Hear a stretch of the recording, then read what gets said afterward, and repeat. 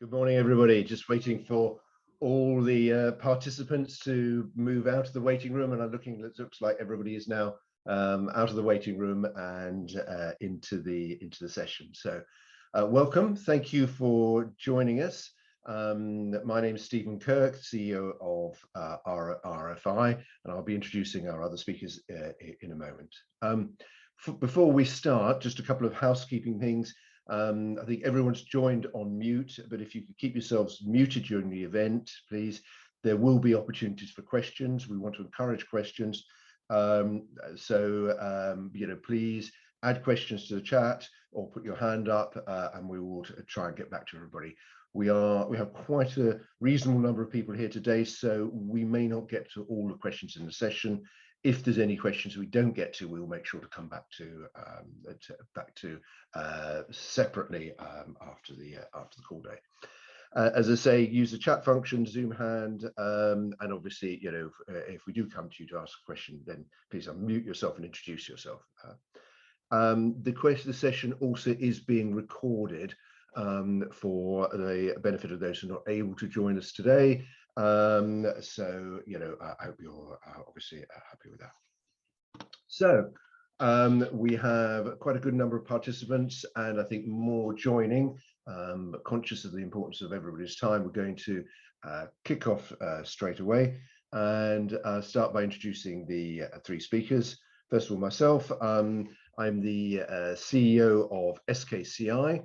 We're what you might describe as a boutique strategy consulting business based in the UK, but with clients globally. In terms of our work, there are two primary tracks which are very much interlinked these days. First one is sustainability and ESG, helping companies to address the challenges of those and bring them into their core strategy. And secondly, interlinked with that is innovation and digital transformation, how that can help and how the two strands work together. And our primary focus is on helping companies achieve both rapid but also sustainable growth.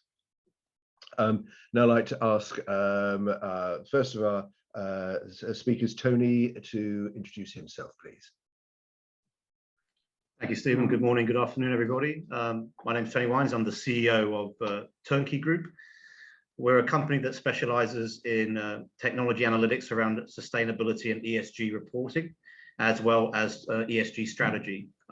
We have locations around Asia, around Europe, and also in the United States. And our primary focus is to help organizations really use sustainability and ESG data to make sense of how they can adapt and improve the overall strategy of their business, report effectively using real live data to ensure that they can get the best quality information around reporting, and ultimately gain benefits in the business by showcasing improvements in the organization, branding improvements through real-time information that showcases the performance, not just within their own business, but throughout the supply chain as well. A pleasure to be here. Thank you, Tony. And Steve, over to you. Morning, everyone. I'm Steve Malkin. I'm CEO and founder of the Planet Mark.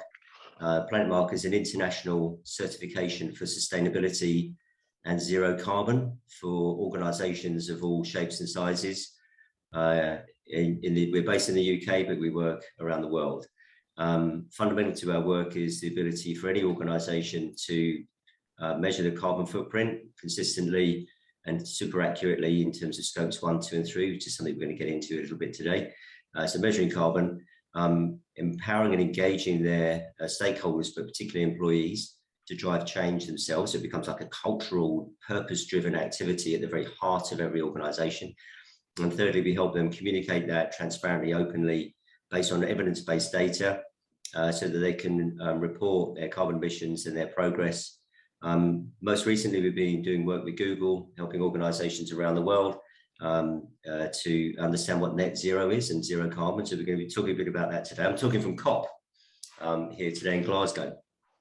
And in the UK, we've been running a zero carbon tour around the entire UK on a zero emissions electric carbon battle bus to help explain to organizations what zero carbon is and why it's very, very important for their organization.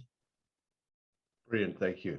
Thank you. So Steve, you mentioned the Planet Mark bus, which has been all over the UK and I think all over the internet as well. The electric bus. Now, as you mentioned, you're at COP right now, and I think from there's a lot being talked about COP from the impact on nations and on individuals. But what do you see as the impact of the things that have been agreed at COP, the impact on business? Thanks, Stephen. Yeah, so I think that we've all been reading about sort of progress here at COP, and is it sufficient to keep us on the trajectory for 1.5 degree global increase in average temperature, and all of the sort of negotiations around that in terms of finance, in terms of protecting biodiversity and forestry and so on. But the conversation is really here all around about zero carbon. And if you're looking at a national level, then how might that affect business? And our work at Planet Mark has been in these many sort of fringe events where organizations are meeting and getting together to collaborate and understand how we're going to be working together in and around net zero.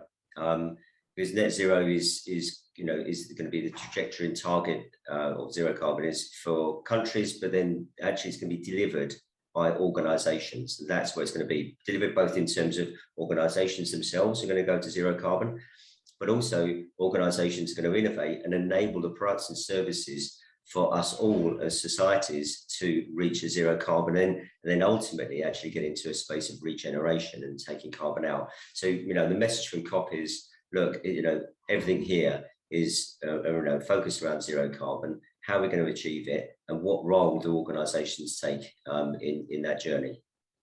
Brilliant, thank you. And Tony, you're based in Singapore, but Turnkey have clients globally. Can you give us a little bit, perhaps, a feel of the international perspective from business of COP and business? Yes, I think it's very interesting to see the growth of ESG globally. I think having sat in Singapore and Asia for many years, we certainly recognize that the Asia market particularly is taking the whole drive around sustainability and ESG very seriously now.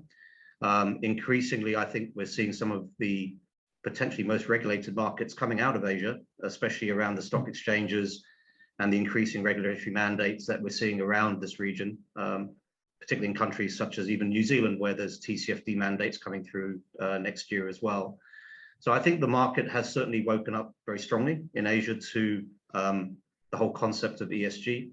And certainly the mandates are pushing organizations to think very seriously about how they report effectively and how they get the best outputs from the whole process of reporting ESG effectively. I think there's still a gap potentially in knowledge, and certainly the questions around net zero and even more potentially complex things such as science-based targets are confusing many organizations as to how they go about that process, which is why I think there's a huge amount of work that still needs to be done around the combination of knowledge and data to support the process to reach those targets effectively. In Europe, we're certainly, again, also, as I'm sure many of the participants are aware, increasingly seeing a lot of regulatory uptake there, and certainly that market is very dynamic. For us, perhaps the question is more, what are the right frameworks for which party? So there's so much out there that many organizations come to us to ask the question, what's the best approach? And that can be interesting for us as well. And the US, I think there's been a step change from what we're seeing in the US markets, particularly from the fact that the new administration has pushed through the whole ESG agenda again more favorably. But there are quite a lot of gaps again there as to what are the right approaches to really make ESG an effective part of a company's organizational strategy and drive value long term.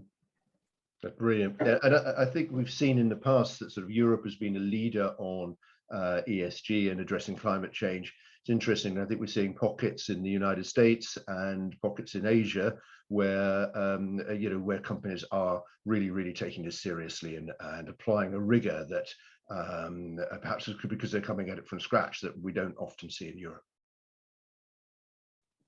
Absolutely. I mean, there's a lot of rigor that we're seeing here in terms particularly around the framework reporting for, say, stock exchanges in particular.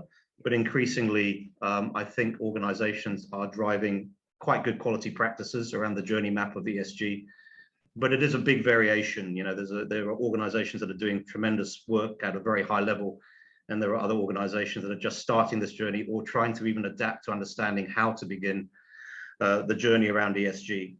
So there's a tremendous disparity that needs to be reviewed and adapted to make the best out of this process. Yes, absolutely. So we talked a little bit about, I think, Steve, you mentioned net zero, and clearly there's been I think, change in climate change thinking, or more importantly, in terminology over the last year or so, where we've seen people, you know, a year, 2 years ago, we were talking about climate change, talking about carbon neutral, which is rather a woolly phrase, and now we see the very clearly that the terminology coming through is net zero.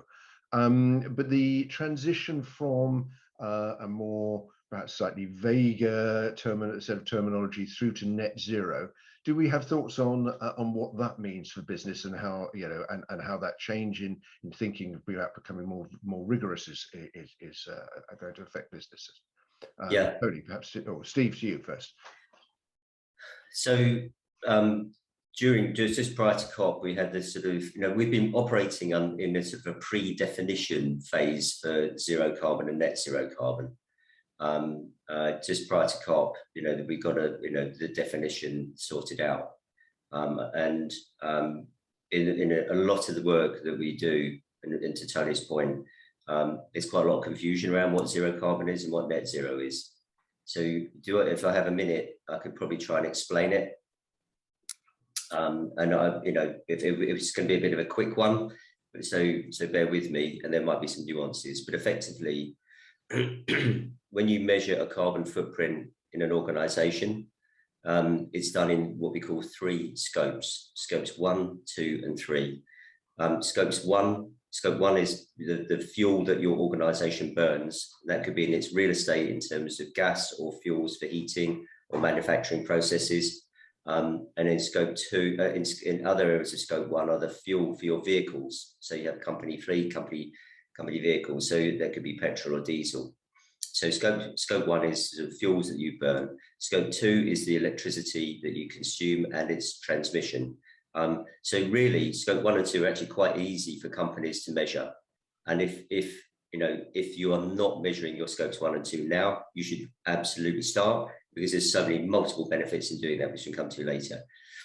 With zero carbon, you need to measure scopes 1 and 2, but for zero carbon, you also need to measure scope 3, which basically, other than what's in scope 1 and 2, is literally everything else that your organization does and consumes. So upstream in your supply chain, that could be sort of manufacturing, it could be distribution, it could be all of the supply chain costs that enables you to run your service of your organization, its operations and its products. And downstream, it could be the distribution of those products, it could be their in-use phase, it could be those products at their end of life and how they're consumed. So scope 3 is vast. And the difference with sort of zero carbon and what it's bringing into play is a better understanding of an organization's carbon footprint.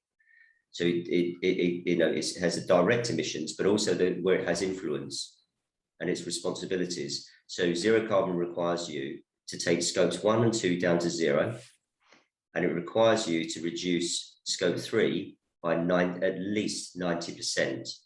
And zero carbon also requires you to do that in a timely way.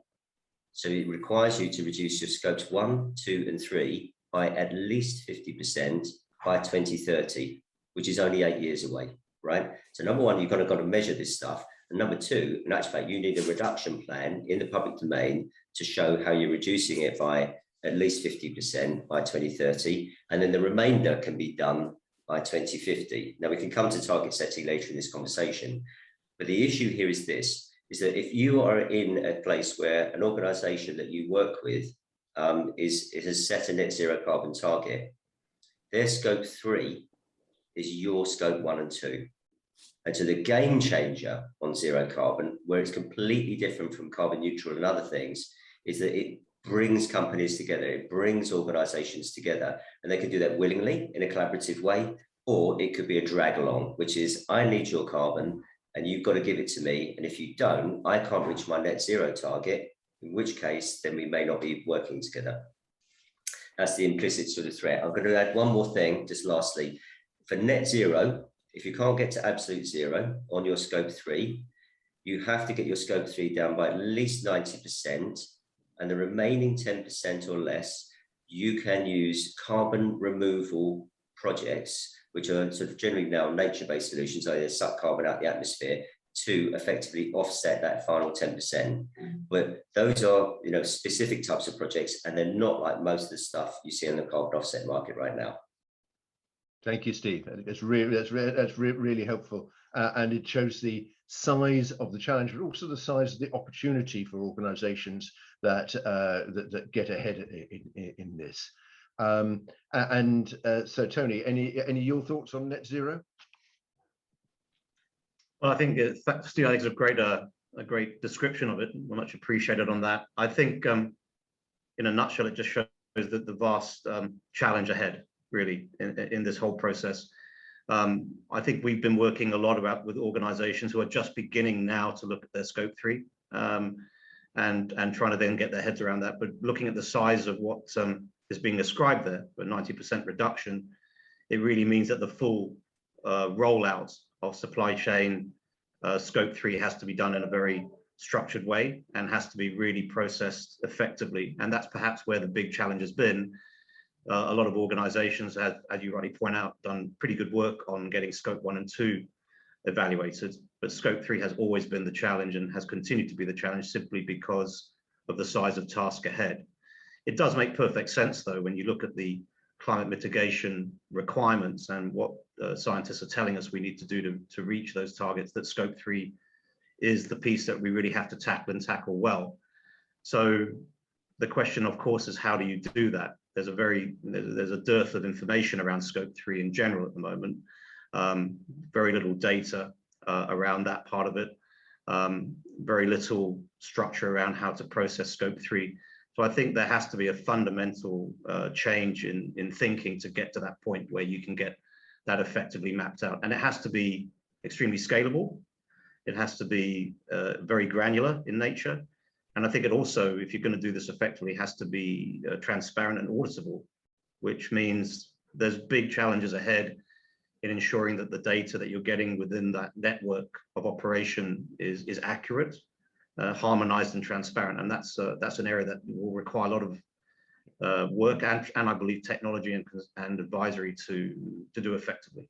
Yeah, super. Come back to data in data in a moment. Sorry, Steve, did you want to come in there?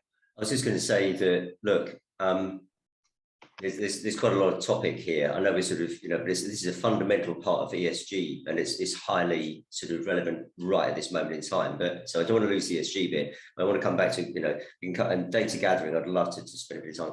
But look, if an organisation is going to put in the public domain their zero carbon target, and in the UK, for instance, the UK government has issued a public procurement policy note, which is that if you want to, you know, sell into government or government agencies, any contract over £5 million, number one is to be considered on that contract. You need to have a net zero carbon target.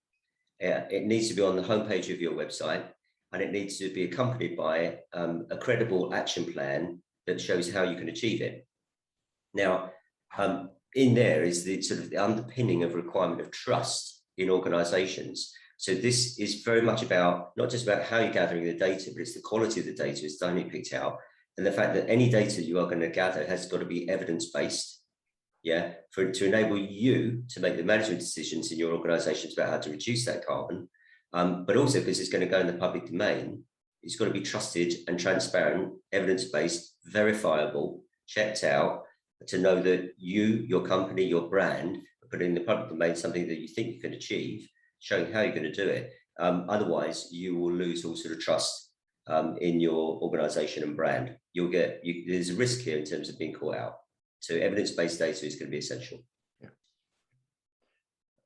I think from thank you, Steve, from just standing back and looking at the whole thing, you know, it's interesting that, you know, there has been, despite the, you know, for people involved with sustainability, you know, we've been all over this for years, but there has been still a lack of awareness until I think recent weeks.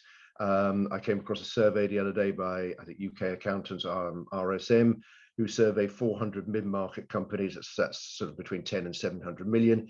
And so over half of the business leaders there were unfamiliar with ESG. Now, I think that's quite interesting. I think I would hope that with the amount of, well, it'd be difficult for anybody now with the, certainly in the UK, but I think around the world, any business leaders to be unfamiliar with the concept of net zero. There's been a lot of talk about it recently. So that's probably, I think that's a very good thing, because everybody says if you're going to make progress on ESG, the number one thing is you need top level commitment, board, investors, senior management.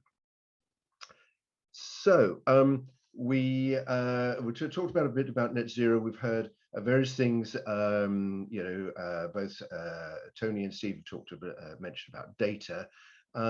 We often hear companies talking about the challenges of getting the right data, especially scope 3, especially their wider supply chain, the things that are outside of their direct control.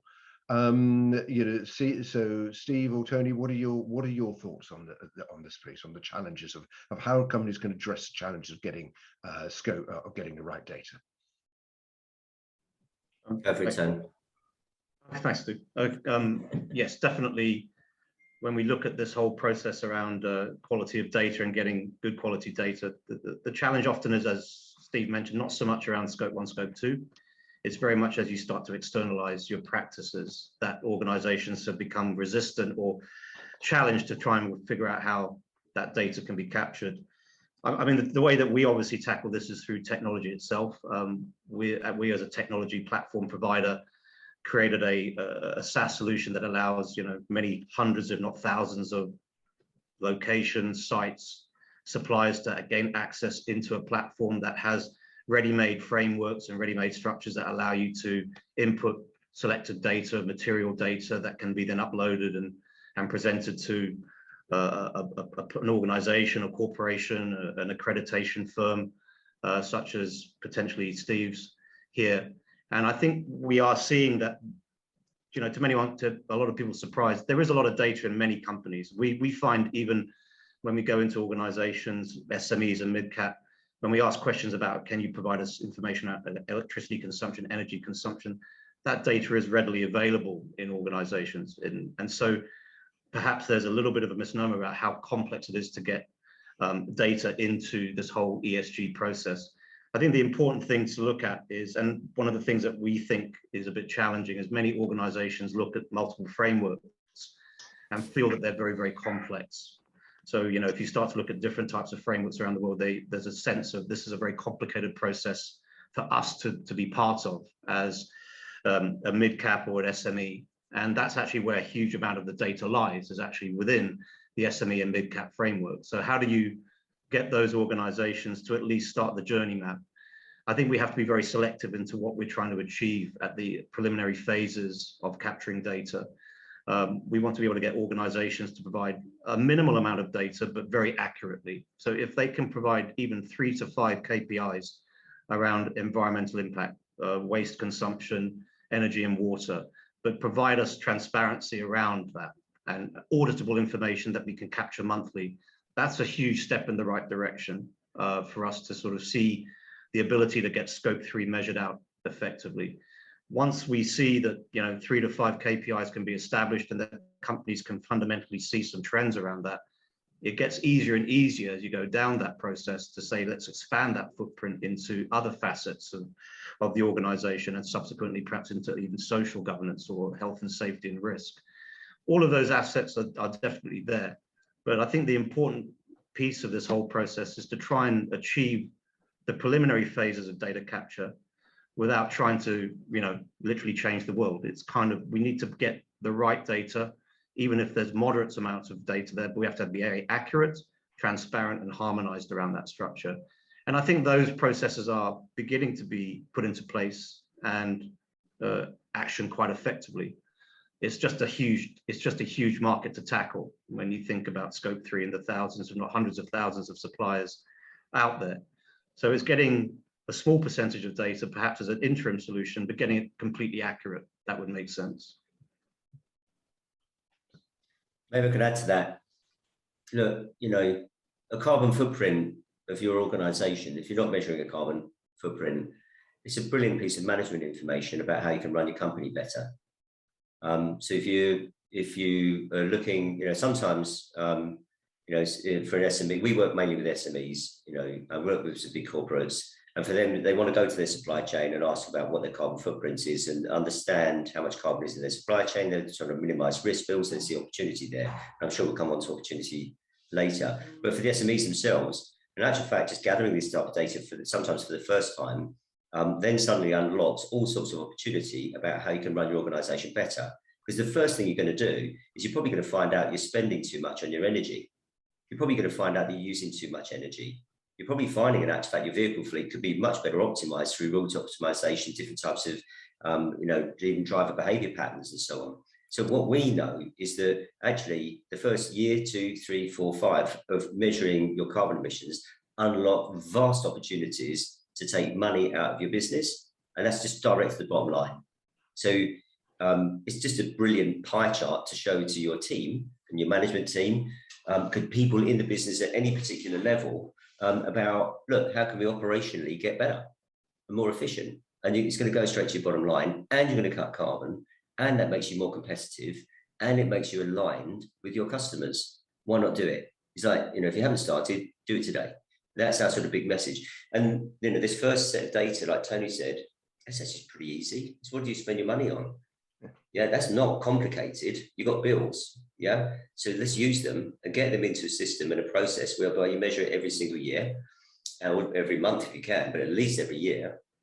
Set your baseline and then set some targets to reduce it. Everyone in the company loves to do that. Massive 1.2 million survey across people around the world, across all demographics, said climate change is in one of their top 2 issues that they want to start to tackle, top sort of 2 to 4. So, you're pushing at an open door when you go to your supply chain.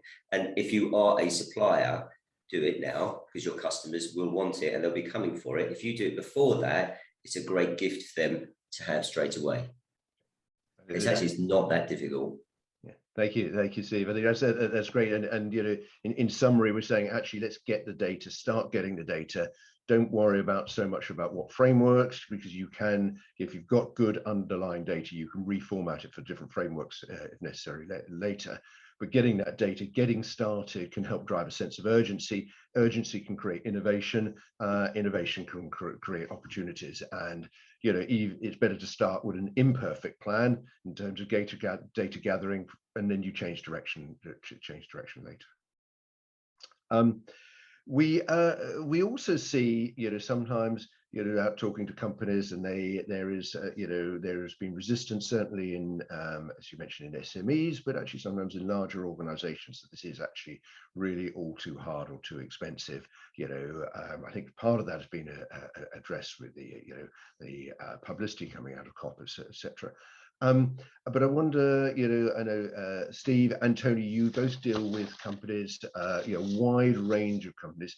Do you have any sort of case studies that you might like to share about, or examples of businesses who've actually overcome these cost issues and have really benefited from it? Because I know it's really interesting to see, even if you, well, hopefully perhaps you can give us some specific names, but if not, give us some example types of companies that you specifically work with. Steve, do you want to start on that?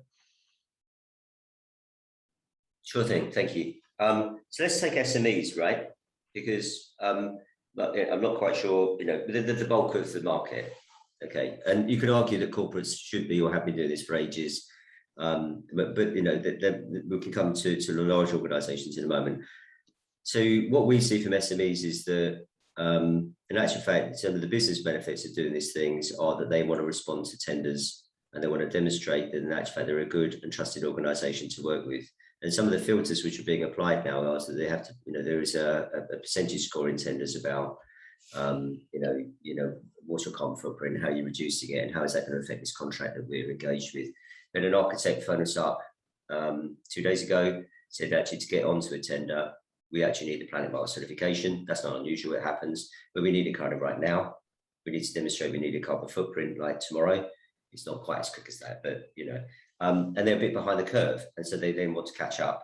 Yeah, so they not only want to get the baseline done, but they want to put into place a plan about how they're going to achieve it. So from an SME perspective, actually measuring and reducing carbon, working with an organisation like us, or probably with Tony or others out there, is less than £10,000.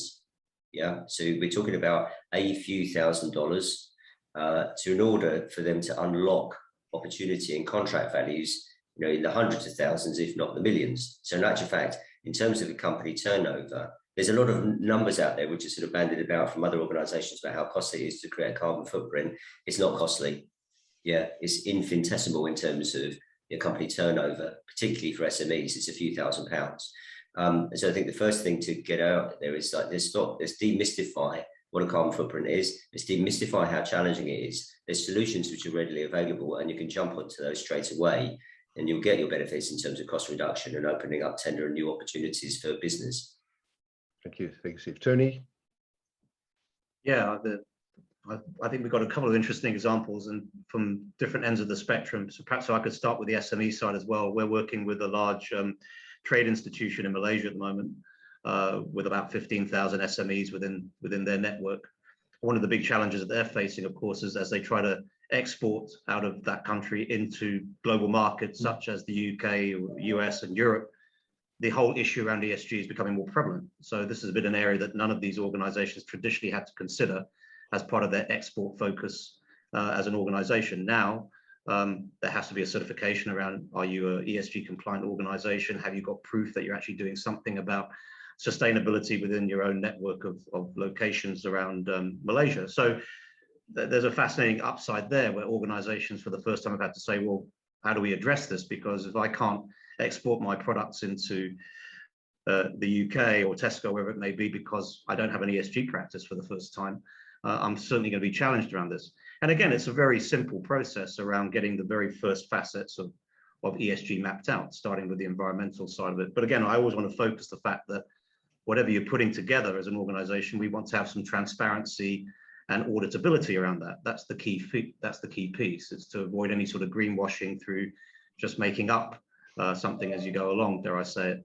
So helping these organizations to put together some preliminary elements of information around their performance as a company, a factory in Kuala Lumpur, for instance, showcasing what they're doing to reduce carbon, showing what they're trying to do to help their organization meet those ESG demands as a regulator, is helping them to export more effectively into global markets and competing with other countries or other organizations that aren't taking it as seriously. So that's from an SME perspective. I think one of the things that we've seen as a true value add in recent times is how ESG is helping those organizations to be globally more competitive through just encompassing some basic but important data and frameworks around their organization.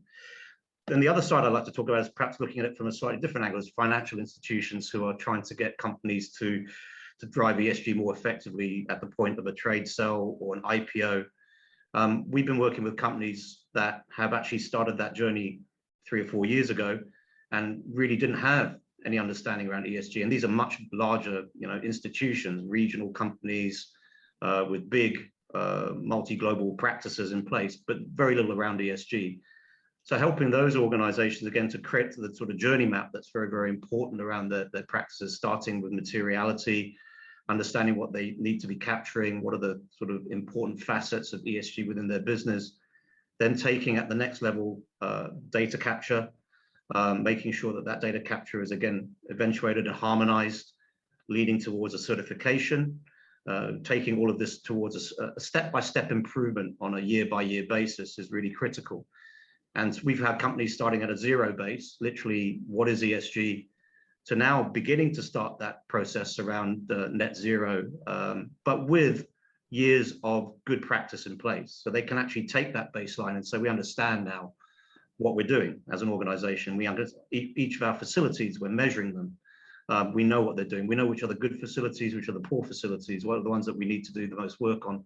And that's a good launching pad towards driving a net zero environment, because you have got adaptive practices and clear identification of what you're doing in the company, and that will help that process along. That process is, of course, much slower. That takes two potentially 3 years adoption. But when it's done well, it's very, very powerful. And as Steve mentioned, literally these organizations are saving hundreds, if not millions of dollars of cost on the bottom line, because they're large institutions with multiple facilities. They can quite quickly save a significant amount of money, cost, and improve productivity around their practices through the use of ESG best practice and data.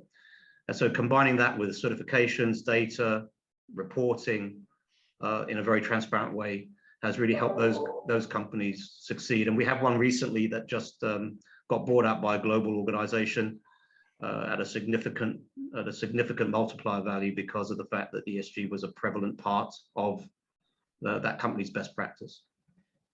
And I think, Tony, thank you. That's a really important point that for investors, and investors are private equity or other investors are increasingly concerned about ESG performance and are concerned to make sure that their investee companies are addressing ESG, climate change, sustainability properly, and not just greenwashing. And the upside for businesses of doing that is that when they are sold, or if they are sold, and they are definitely, we're seeing in the market, definitely getting a higher multiple. Now I have a question here. Sorry, first of all, anybody who wants to ask a question, please free to stick it in the chat. I have a question here from, and we're going to go on to talk about the upside of sustainability and ESG in a second. But before we do that, we have a question from Sam Goodsell, who's said, so when is the start point for the carbon measuring of your business? So he's given a specific example of saying, well, if you're looking for a 90% of reduction, when does that 90% reduction apply from? Especially given that many companies are part way through the process of reducing their carbon already. So you've already started reducing your carbon, but now you want to set a 90% reduction. Well, actually, what's your baseline? Steve, would you like to comment on that one? Yeah, so it's a great question. Thank you. So first of all, if you haven't started yet, when is a good time to? So we generally suggest that you're aligning your carbon measurement with your financial reporting. So if you're looking for any particular start point or baseline, maybe use your financial year end.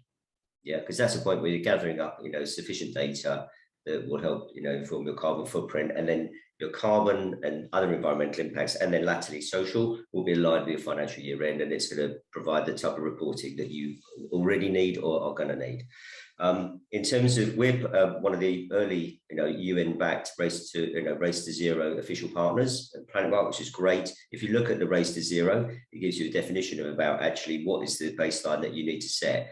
And so your baseline needs to be within a maximum of 2 years of your next, carbon report. So, we're suggesting, bearing in mind COVID and other issues, either use a 2019 base, or it's more likely you're going to be using a 2021 base as your baseline year, and use that as your starting point, because if calendar year or financial year end is coming up. That will be a good starting point for your zero carbon ambitions. But there is a sort of definition around a maximum of 2 years from which you can use that sort of last reporting period. And of course, bearing in mind that to get to net zero, that you have to get down from 100% reductions on your scope 1 and 2. So the 90% becomes perhaps less significant. But in the short term, it's certainly something you need to think about.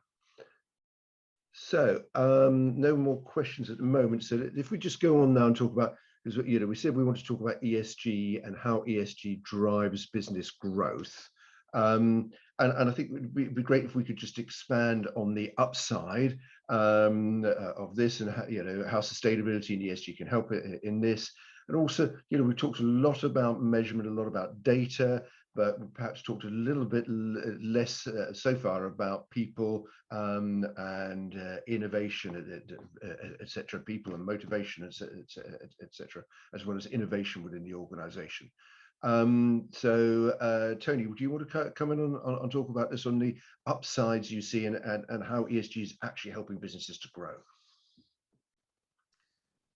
Yeah, so we're certainly seeing ESG being affected as a much more strategic discussion from when we started our journey many years ago, where we see a lot of organizations still talking about ESG is how do we meet those regulatory frameworks and aspire to making sure that we're doing reporting as accurately as possible. Where I think we perceive that as it's really the very first phase of the ESG strategy, and the value actually comes from, Steve mentioned it, getting those reporting tools in place accurately so you have the baseline in place. From the baseline, the whole strategy and output of the business improves from that point.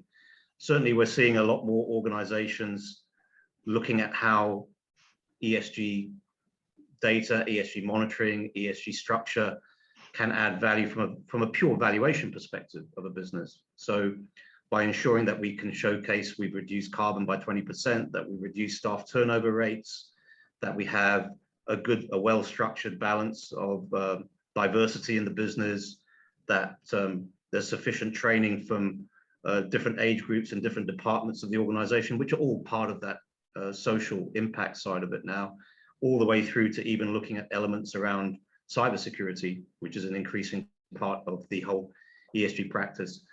So the real process about trying to drive value into a company is taking, I think, not just the environmental side, which of course is critically important and has a huge upside, but taking that full ESG practice and governance and risk together and making sure that all of those elements are working effectively to support the business.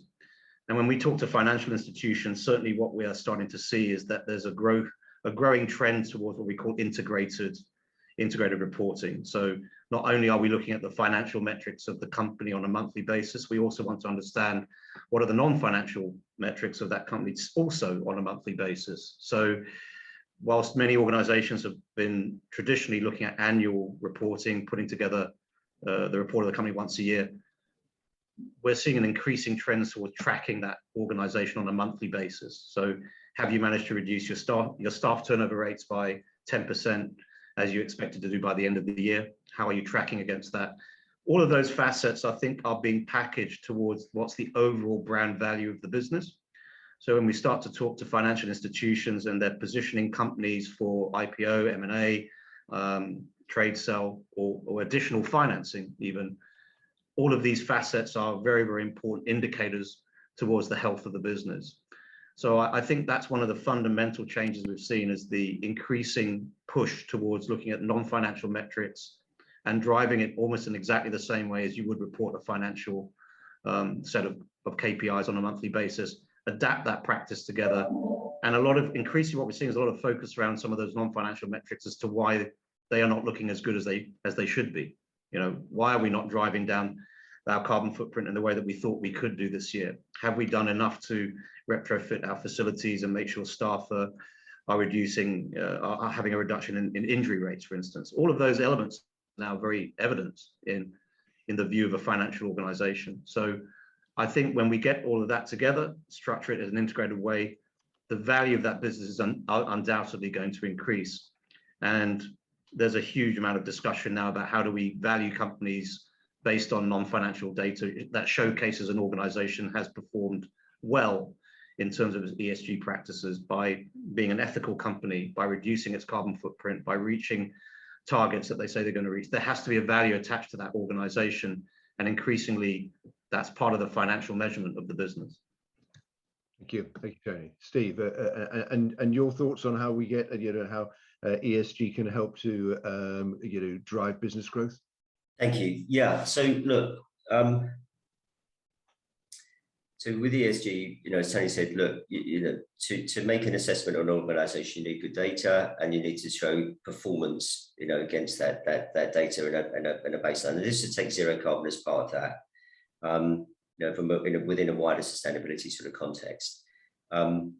If you think that everything we've been talking about today is sort of data gathering and so on, but to what end? Let's assume that you're sitting in an organization right now that for one reason or other, whether you're voluntarily doing it or you're being asked to do it, is going to go to zero carbon, and you're going to cut your carbon emissions by 50% by 2030 because your customer or someone has told you to do that. You've got to cut your carbon by 50%. Now we're all in the same situation here. The question you're going to say is, how am I going to do it? and you cannot do it alone. So we see this huge business opportunity unfolding all around us right now, where people are stepping into that gap who are saying, I have a product and I have a service, I have the knowledge to give to you in a collaborative way as your supporter, partner, client, supplier, or new business opportunity to help you reduce your carbon emissions, to help you deliver on your ESG goals, to help you deliver on your KPIs you've put out there, because that's what's important to your company for whatever particular business reason that is. Now, the huge business opportunity here is how are you going to cut, for instance, your carbon by 50% in 8 years' time, by 8 years. The only thing you're going to be able to do is, number one, start right now in understanding what your position is, and then two, engage with a whole bunch of other companies and stakeholders to say, how are we going to do it? Now, the business opportunity there that is flourishing is with people who are coming to market saying, I've got ways and means to do that. And by the way, there is no silver bullet. So the brilliant opportunity here is that if it's vehicle fleet, if it's real estate, or if it's product manufacturing processes, materials choice, all of these different things, rethinking your business, is that people are coming in at multiple points with opportunities to take, to deliver on ESG goals. And that's the exciting business opportunity. And it's absolutely rife, and it's accelerating right now. So thanks, Stephen. I think also the other thing that you talked about stakeholders, one of the key things we see is that this really helps to having a strong purpose for the business, having a focus on sustainability and net zero really helps with employee recruitment, motivation and retention. I think we're seeing this in a lot of organizations. In fact, it's not just me or us saying this. I was reading a report from McKinsey Consultants recently, who identified 5 ways that ESG adds value. Number 1 was top line growth, but actually in there, I think number 3 was improved and enhanced employee staff productivity. And I think it's something that people want, and particularly, we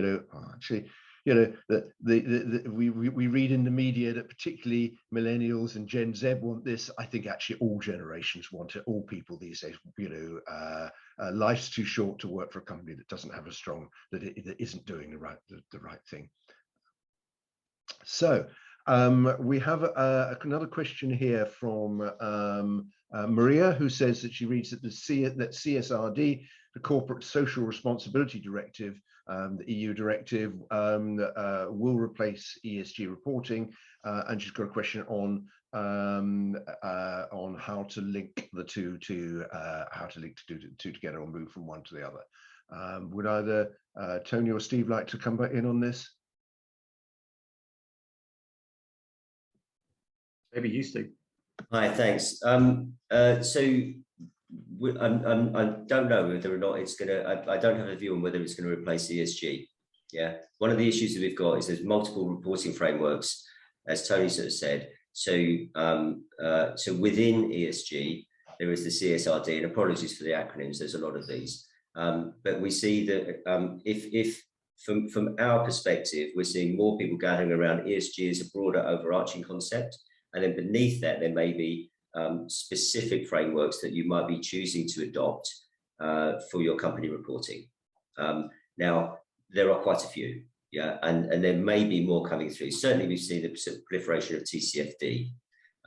So I think that from our point of view, and Tony started the sort of conversation around it, is that within whatever banner it is, whether it's CSRD or if it's ESG, one of the key issues that all of these frameworks have got is the ability to access high quality evidence-based data. And then you can then choose where you report and how you report that particular set of data. All of the reporting frameworks struggle with that high quality data as a starting point. And I think what we're explaining here today is that there's actually ways and means of accessing that data, which you can then package according to the framework which is most relevant to your organization.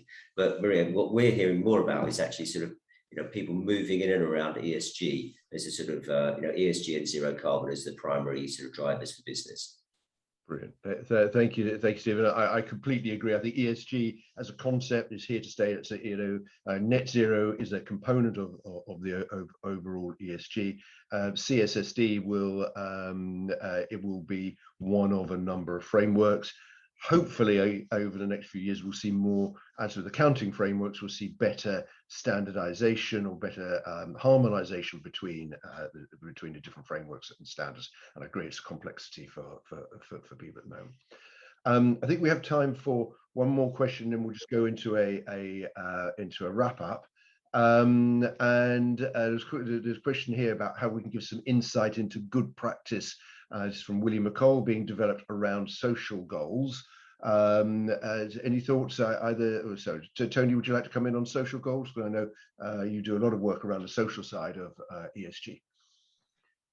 Yes, thanks for the question. So social goals are interesting because it's one of the fast growing elements that we're seeing. A lot of information is being focused around social goals today, particularly around during this COVID environment where social has really taken off as a concept within ESG. We're trying to make sure that social goals are sort of adapted within the strategic side of the business. So again, if I throw a couple of examples out there, we're working with one company very heavily around staff turnover rates at the moment, and they have a particular problem in the data that they're seeing around staff turnover rates in a couple of their facilities. We're drilling down to try and find out the reasons for that. So when we take a lot more of this information on board, we're seeing things such as specific age groups are a particularly prevalent part of that staff turnover rate. So between 21 to 30, for instance, 45% of that organization are losing staff. And why is that? So then you can also tie in those social goals into other elements, such as, is there insufficient training? Is there a particular part of the business which doesn't attract people within that age group compared to others? So in sort of that example, we're using social goals to try and really adapt and understand what the organization is facing. It's not just a data capture exercise to sort of say we have staff, high staff turnover rates. It's more along the lines of, is there a specific underlying problem that's being confronted there? And the one that we're seeing with this particular issue is probably around training. But then we have a lot of other organizations, of course, looking at diversity within the business. What are we facing issues whereby, in terms of male versus female, there's a high level of staff turnover? Is there a sufficient training and adoption at board level, parity with that board level?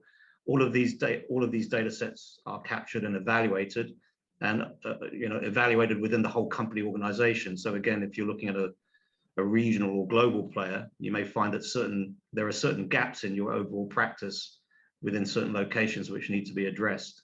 So the social practice side, I think, is really one of the faster growing areas, and probably one of the hidden costs within a business. So, when you then try to extrapolate the cost of re-recruitment and retraining, there's a huge cost attached to that, which often could be significantly higher than your carbon footprint cost, as an example, if you're not careful. So there's a lot of adaptation around how do we use social indicators to also evaluate a better improvement in a way a company is mitigating risk and looking after their staff and ensuring that they can reduce cost and maximize productivity at the same time. That's just a couple of examples I throw out there. Thank you, Tony. Steve, anything you'd like to add to that? Yeah, I know it'll be short of time. So very briefly, I think that the measurement of social sustainability, is increasingly important. At the Planet Mark, we use social value. We measure companies' contributions to society, and I think that look, we're all people, and here we are on a Wednesday talking about ESG, sustainability stuff, climate change, because we're a bunch of people who care. Inside every single organisation are loads and loads of people just like us. So as soon as you start to offer this out inside your own organisation and to other stakeholders around your organisation, you will be, returned with lots of great ideas, passion, knowledge, skills that you can then bring to bear for your own journey. So inside your own company, there is huge willingness, knowledge about actually helping make this change happen. And that's you, that's your company culture. You can then take that out and say, hey, listen, this is what we're doing in our own company. We can help you with this. Do you want to know what we're doing? Because you might be wrestling with some of the same issues that we've actually overcome. It's a brilliant way for unlocking all sorts of business opportunities, collaboration, and making people feel good about working for your company. It's an amazing opportunity. completely agree, and I think bringing out that passion in staff and that enthusiasm in staff is absolutely so fundamental in terms of gaining the benefits for business of ESG. We have a few minutes left, so let's just talk a little bit about action as a final takeaway. We've talked a lot about measurement, a lot about things we can do in terms of actually what.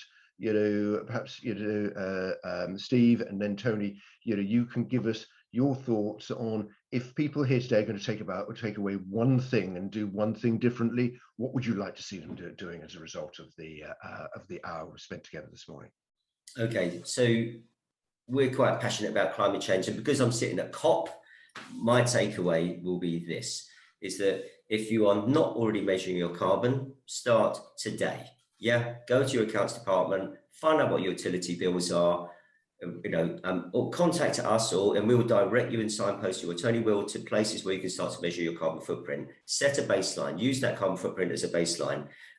Be ambitious and set a zero carbon target, which is in line with science-based targets. Super important. Become part of this journey, because what will happen then is that you're going to build your knowledge and capability and within your own company, to not only affect and help you run your own company better, but with every single customer around you, whether it's a B2B customer or whether your brand is actually out there in the public domain with consumers who are saying, actually, do I want to interact with your organization? What do you stand for?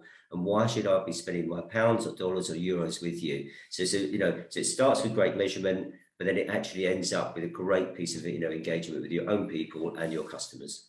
Thank you, Steve. Tony. Yeah, I certainly concur with all that Steve has said there. I think one of the other things we'd like to think about is the education of ESG. So really getting the culture of ESG into an organization is really the fundamental piece of importance there. So a lot of companies are starting this ESG journey, recognizing it's a big challenge, thinking it could be very complex. I think it's very important that we start to look at the education of ESG into organizations, anything around e-learning platforms or even basic ESG reporting that allows organizations to understand a little bit more about the industry itself. It becomes a little bit less daunting when we start to see that coming to fruition at the early phases.